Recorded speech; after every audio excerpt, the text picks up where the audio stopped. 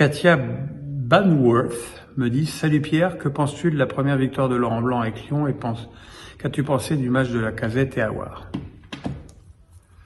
Je pense que le chantier à Lyon est énorme et on le voyait avec Peter Bosz, même si l'obstination de Peter Bosz dans certains choix, Mendes en défense centrale, Toko Ekambi systématiquement titulaire, Aouar qui joue jamais, était plus que discutable. On voyait bien que cette équipe notamment avait un déficit sur le plan physique qui est assez incroyable.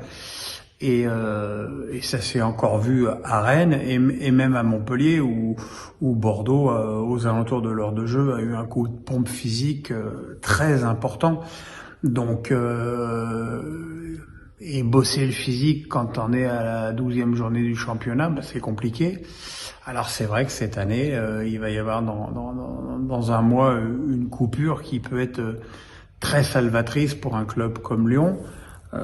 Surtout si derrière c'est accompagné d'un recrutement additif intéressant, notamment d'un arrière central dont l'achat me paraît totalement indispensable. Et puis pour répondre sur Aouar, pour quelqu'un qui a été au placard depuis le début de la saison, j'avais déjà trouvé sa prestation à Rennes pas si mal, et là il y a un progrès au niveau de la densité physique très intéressant. Il a mis un joli but. De toute façon, c'est pas un tocard à avoir, hein. Donc voilà. Quant à Lacazette, il est venu, il a vraiment voulu revenir et il le prouve chaque match. Il est déter, il est motivé, il est dans l'esprit. C'est vraiment une très très belle recrue. On espère que Corentin Tolisso pourra être libéré de ses problèmes physiques et apporter tout autant au milieu de terrain.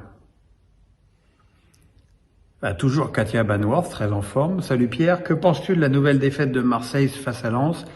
Une 3e défaite de suite, penses-tu que c'est inquiétant?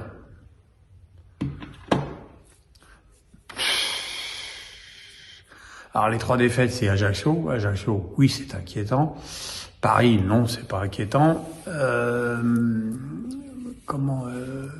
Et Lens, c'était un match très équilibré entre 2 équipes miroirs, un match très physique qui s'est joué sur un but un petit peu chanceux de Pereira da Costa.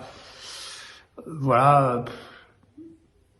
Le problème de Marseille, c'est que Marseille tire ses qualités de sa compo d'équipe et que sa compo d'équipe, du coup, est appauvrie sur le plan offensif.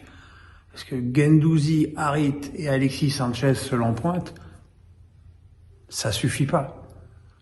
Dès qu'en face on a un niveau défensif supérieur, ça ne suffit pas. Alexis Sanchez n'est pas fait pour jouer seul en pointe. Harit est un milieu offensif et Guendouzi est plus un milieu défensif ou un milieu tournant. Donc c'est trop pauvre au niveau des choix offensifs de Tudor. Maintenant, qu'est-ce qu'il y a sur le banc? Peut-être qu'il faudrait faire un petit peu plus confiance à Dieng dans des matchs un petit peu plus faciles, l'aligner avec Alexis Sanchez, et puis à un moment donné Gerson totalement au placard, Gerson c'est quand même plus offensif que Guendouzi, Rongier, Vertou. Peut-être que Gerson, à la place de Vertou, ça apporterait un plus sur le plan offensif. Mais pour moi, le Marseille tient sa solidité défensive de son organisation, mais de son organisation découle ce déficit offensif. Alexandre Nadajolo me dit Marseille qui joue un match important en Ligue des Champions mercredi à Francfort. Crois-tu que les Marseillais capables d'aller gagner à Francfort et de se qualifier en 8e mercredi face à une équipe de l'Eintracht qui va mieux en championnat depuis quelque temps? Alors c'est vrai que l'Eintracht qui avait gagné à Marseille se présentait au Vélodrome avec un bilan beaucoup plus négatif que ce qui est depuis.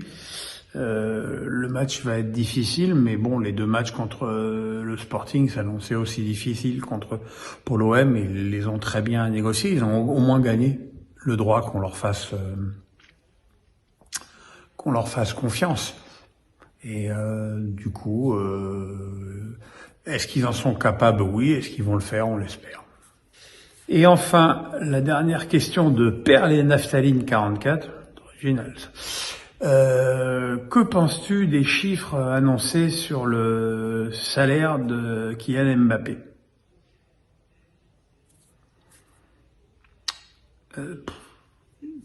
Pourquoi serait-on obligé de croire ces informations sur Mbappé alors qu'à l'évidence, toutes celles qui sont sorties les jours précédents sur d'autres sujets sont fausses? Tous les jours, il y a un truc sur Mbappé.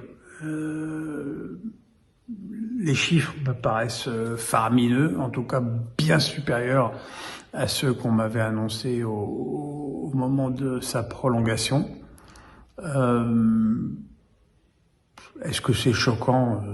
Oui, oui, oui, c'est choquant, mais il n'y a pas besoin de monter à Mbappé pour que ce soit choquant. Il y en a beaucoup d'autres de salaires dans le monde du sport et du football qui sont choquants, surtout dans la période actuelle.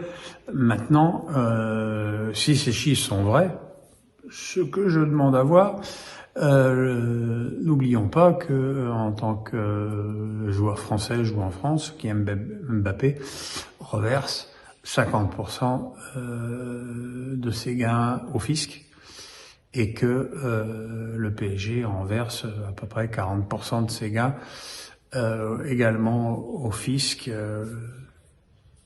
Donc je dirais que si Mbappé gagne autant d'argent, c'est surtout une très très bonne nouvelle pour Emmanuel Macron.